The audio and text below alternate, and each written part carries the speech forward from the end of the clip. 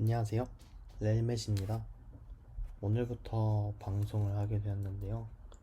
우선 제가 배우는 부분을 저만의 기록으로 남기려 했는데 그거를 여러분들도 함께 보시면 좋을 것 같아서 이렇게 영상을 찍게 되었고요. 지금부터 말씀드릴 내용은 일반 물리예요. 이제 자기장에 대해 오늘은 배워볼 건데요.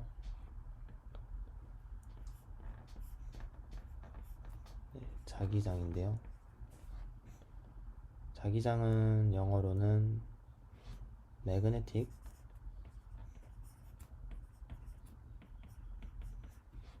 field라고 합니다.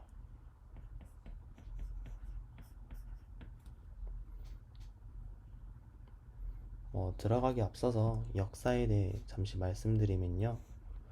우선 2000년 전 휘랍에서 이제 기묘한 돌이라고 여겨진 돌이 있었어요. 그거는 이제 자철석으로 알려졌는데 이게 철조각을 끌어당기는 특이한 성질을 지닌다고 해서 이런 걸 발견했다고 하고 12세기부터는 이제 나침반 있죠? 나침반을 이제 항해할 때 썼다고 하네요. 16세기에 길버트라는 사람이 인공 자석을 만들었는데요. 우리는 막대 자석 같은 거는 많이 쓰고 있죠. 문구점에서나 팔기도 하고. 이거를 자철석에 철조각을 문질러서 만들었다고 하네요. 그리고 1750년에 존 미첼과 쿨lum있죠? 그 두 분이 자극이 역제곱 법칙에 따른다고 하네요. 그런 것을 알아내셨고요. 이제 역제곱 법칙을 영향을 받은 쿨lum은 비틀림 저울을 이용하여 1789년에 쿨lum 법칙을 만들었다고 합니다. 1820년에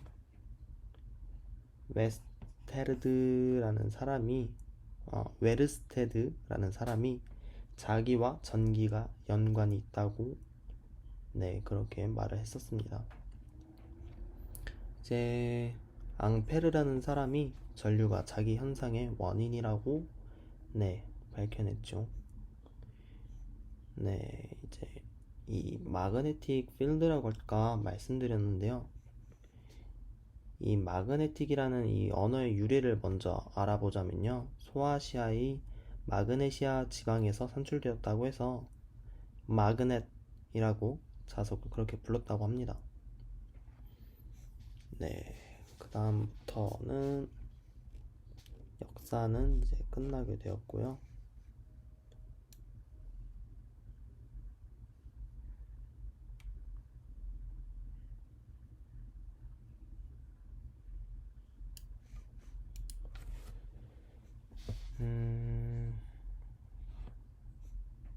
자기력과 자기장 Magnetic Force and Magnetic Field. 우선 자기력에 대해 알아봐야 되는데요. 이 전 목차에서는 움직이는 전하가 아닌 멈춰있는 전하에 대해서 알아봤어요. 근데 이제부터는 전하가 움직이기 시작해요. 그래서 이 움직이는 전하는 자기력의 근원이 됩니다.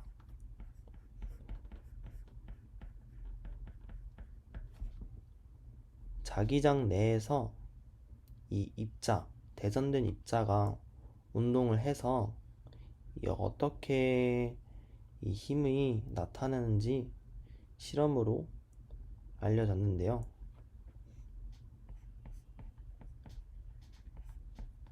자기력은 Q, V, 크로스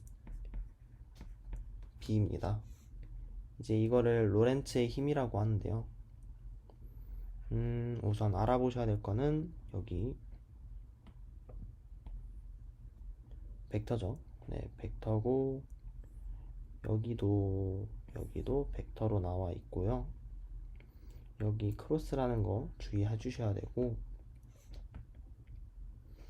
뭐 좀 자세히 알아보면 FB는 자기력을 나타내고요. Q는 전하. 이게 뭐 플러스 뭐 몇 쿨롱이다 이런 걸 나타내는 거고, V 벡터 속 도적, 그리고 B 벡터 자기장입니다. 네, 그리고 이 방향에 대해 말씀을 드려야 되는데요. 이제 이 오른손 법칙을 이용해야 돼요. 저 같은 경우에는 이 전류 방향을 엄지손가락으로 꽂습니다. 그리고 나머지 네 손가락이 있으면은 이 네 손가락을 자기장 방향으로 맞춰줍니다. 그러면 이 손바닥이 펴져 있는 상태에서 이 손바닥을 이제 싸대기를 날리는 듯한 스냅을 취해주시면은 그쪽 방향으로 이제 자기력이 나타나게 됩니다.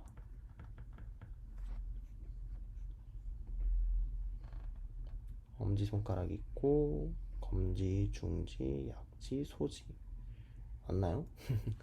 네, 이 전류는 엄지손가락에 껴주시고 자기장은 네 손가락에 맞춰서 껴주십니다. 그러면 이제 여기가 손금이라고 하죠. 손바닥. 그러면 이 손바닥이 향하는 방향이 자기력이 향하는 방향입니다. 뭐 예시를 들어보죠. 플러스 전하가 이쪽으로 가고 있어요. 근데 자기장이 이 방향으로 수직하게 이제 있다고 하면은 이때 자기력을 구해봅시다. 우선은 여기에 흐르는 건 전류죠. 전류니까 전류에 엄지손가락을 껴줍니다. 네, 껴주셨나요? 그러면 나머지 네 손가락이 있죠. 이 네 손가락을 자기장에 맞춰서 껴주시면은 이 손바닥이 위를 향하게 됩니다. 즉 아래에서 위로 자기력이 흐르는 걸 알 수 있죠. 이렇게요. 근데 주의하실 점은 뭐냐면은 이제 이게 오른손이라는 거예요. 왼손은 안 됩니다. 앞장에서는 전기력 선속을 배웠을 텐데요. 이번엔 자기력 선속을 배우게 됩니다. 이거를 이제 자속이라고도 많이 나타나는데 파해라고 표기를 하고요.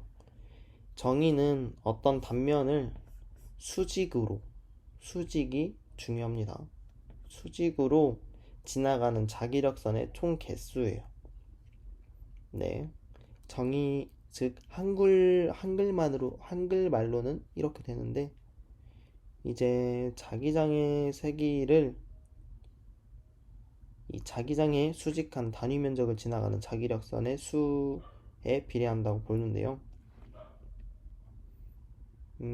보시면 B는 자기장으로 나타내고요. A분의 파이로 나타낼 수 있습니다. 단위로는 테슬라를 쓰게 되고요. 1테슬라는 1웨버를 단위 제곱미터로 나눈 것입니다. 네, 여기까지도 쉽게 따라오실 수 있을 거라 생각이 들고요. 이제부터가 뭐 문제에 많이 나오더라고요. 우선은 균일한 자기장 속에서 자기장의 수직으로 입사한 대전 입자에 대해서 알아보도록 하겠습니다.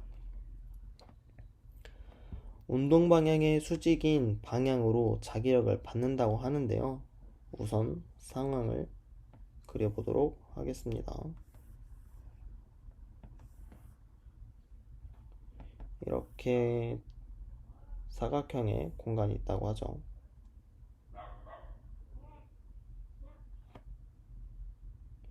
여기에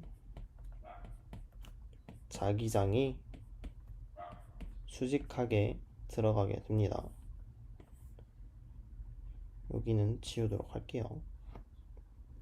여기 한 점을 중심으로 이 원을 그려볼게요.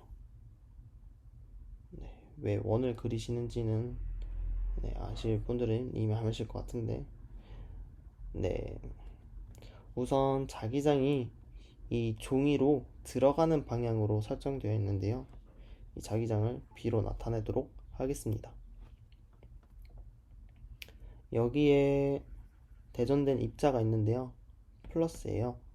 플러스 Q라고 나타내게 되고요.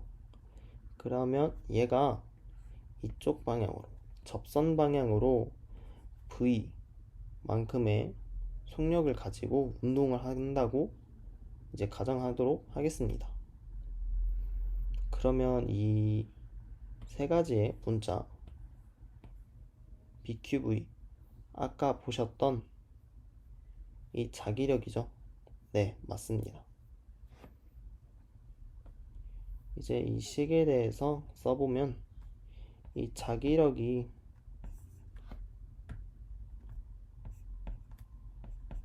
BQV, 이때는 크로스죠. 뭐 제대로 써보면은 플러스 Q V 벡터 크로스 B 벡터. 여기서 크기에 대해서 논할 건데요. 근데 이 크로스 같은 경우에는 사인 세타죠. 네.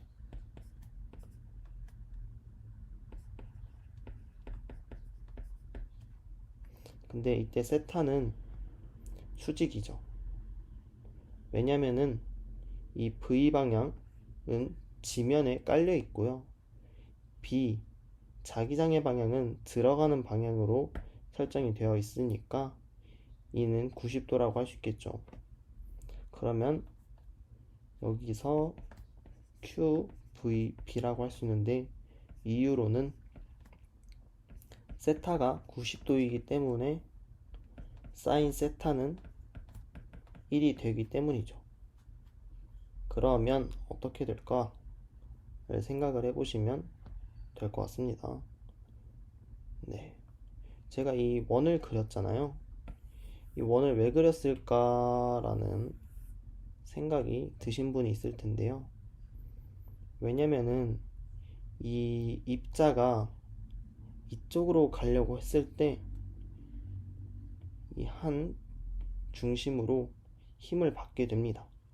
그럼 얘는 이 속력은 변하지 않고 운동 방향만 바뀌게 됩니다. 그럼 여기서는 또 접선 방향으로 가려고 하지만은 이 힘 때문에 다시 또 이렇게, 즉 원운동을 하게 되는 거죠. 등속 원운동입니다. 등속 원운동에서 구심력은 R분의 mv제곱으로 나타낼 수 있습니다. 근데 이 R분의 mv제곱, 즉 구심력으로 작용하는 힘은 QVB죠.